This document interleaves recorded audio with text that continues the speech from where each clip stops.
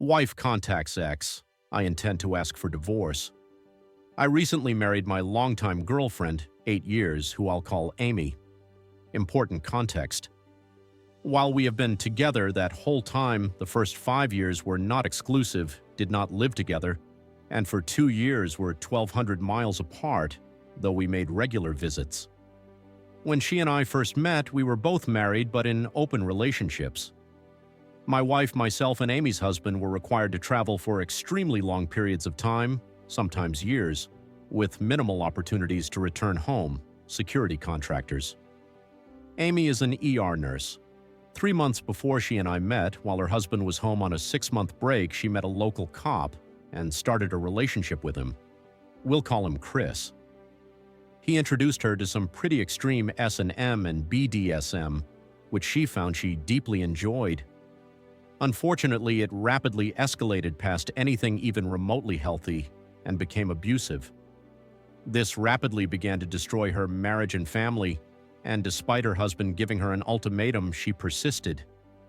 I was unaware of the abusive, obsessive nature of her relationship with Chris until Amy's husband told me. I had noticed that Amy was becoming increasingly erratic but had no explanation. I broke it off with Amy. A month later, she reached out saying she had realized how toxic the relationship was, that she had broken up with Chris, blocked him, and if I was interested, would like to start seeing me again. I verified with her husband, then started sleeping with her again. This was still very much a booty call level of relationship at this point. From that point on, over the next 8 years, we would become closer and closer and eventually marry. However, about 4 years ago, she mentions that he had reached out to her over some pictures she posted, unrelated, that they had a good conversation where he asked why she had broken it off with him, and they had both reached some closure. I noted that while I was glad for her, how could he have reached her if she blocked him? Her reply was that while she blocked his number, she had forgotten to block him on IG. I let it go. A couple of years ago, in a conversation with her friend, I find out that during a medical emergency some years back, but after she supposedly blocked him, that it had actually been Chris that she called to take her into the ER and stay, not this friend. I confronted Amy. She said that when she told me she had a friend take her, she just didn't think to explain who exactly. This has remained a very touchy subject for me, for all the reasons stated. We are also no longer in an open relationship now that I have stopped traveling, among other reasons. We moved back to the area, in the same town that Chris was an officer in, about 2 years ago. A few months ago, just before we married, she commented that I could be less touchy about Chris now that we are getting married, and after all, he had retired and moved to Florida. We are in Midwest. I asked how she knew that, and she stated that she read an article about his retirement. Because he retired as a lieutenant and the first K-9 officer, that was barely possible, but I was unconvinced and asked her point blank if she had been talking to him. She said no, point blank. A week ago, I was reading an article about Belgian Malinois and saw an article about Chris attending the retirement ceremony for his former K-9. The ceremony was only 6 months ago and would mean he was in the area until very recently, so I dug, and I'm good at it. Now I have all the dates, times, houses, etc. for the man. He retired 9 months ago, left for Florida right after the K-9 ceremony, but there is no mention in any article of him moving, and there wouldn't be since he moved well after retiring. So I confronted Amy, and this time she says Chris reached out to her out of the blue via text and they chatted. When asked how that was possible if he was blocked, she said he had a new number. We had a big fight, and I've spent a couple days considering what to do. Right now, I plan to confront her tonight. Even if it is true that she forgot to block him on IG, why did she have a conversation when he reached out? Even if she was confused and called him to go to the ER, why did she hide that from me for years? Even if he texted her randomly after years after he moved to Florida using a new number, why did she have a conversation and tell him that she now lives in town? My full intention is to ask for a divorce tonight. Note, for those who've asked for more info, her husband and I are still close. Let's call him Dan.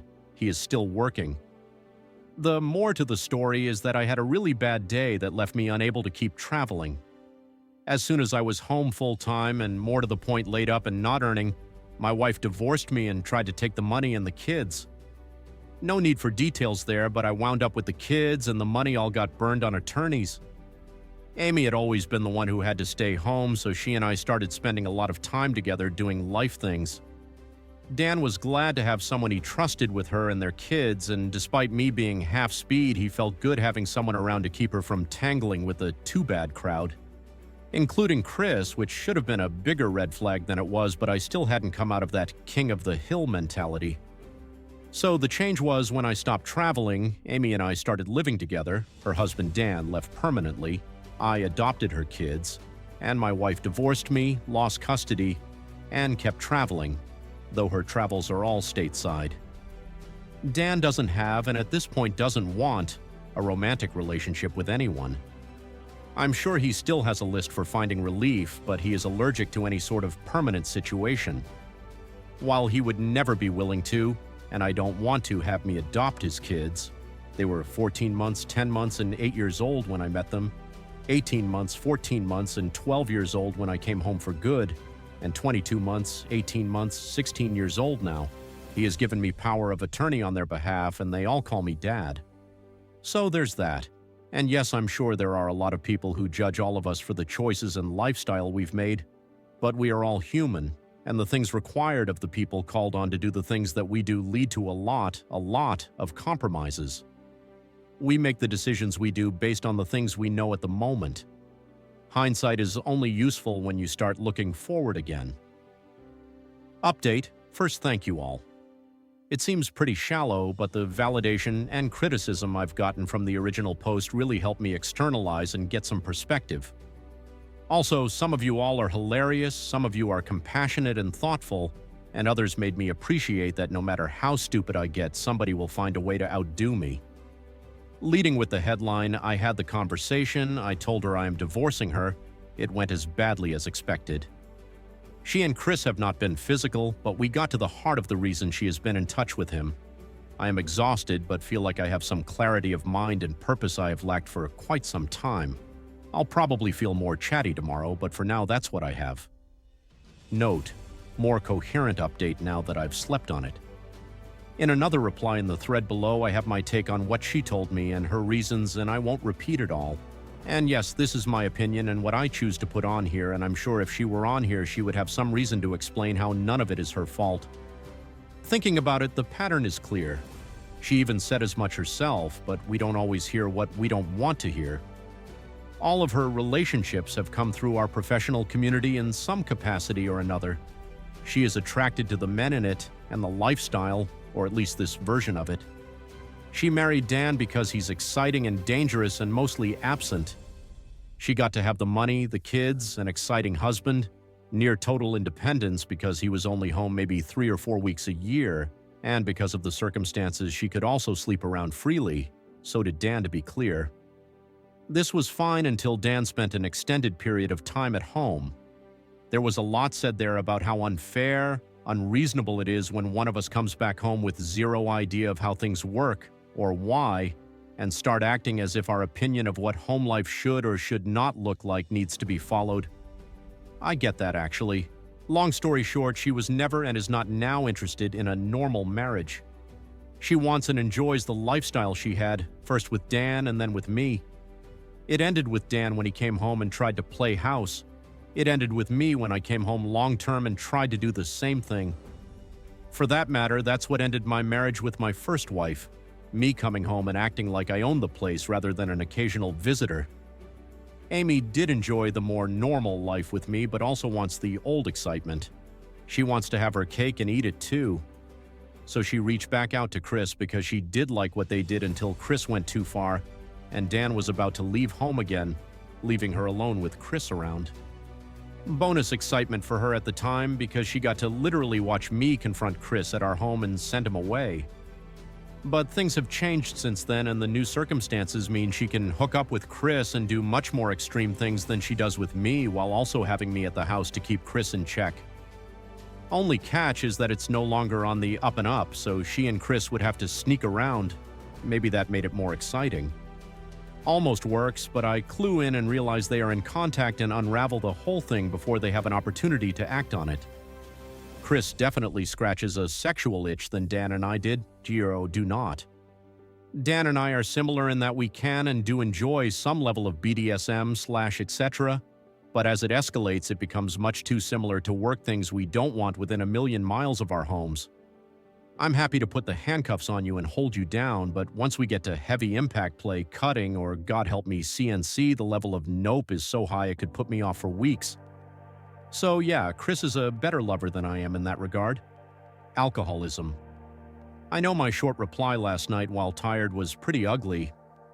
Yes, there is truth there, but no, it isn't that simple.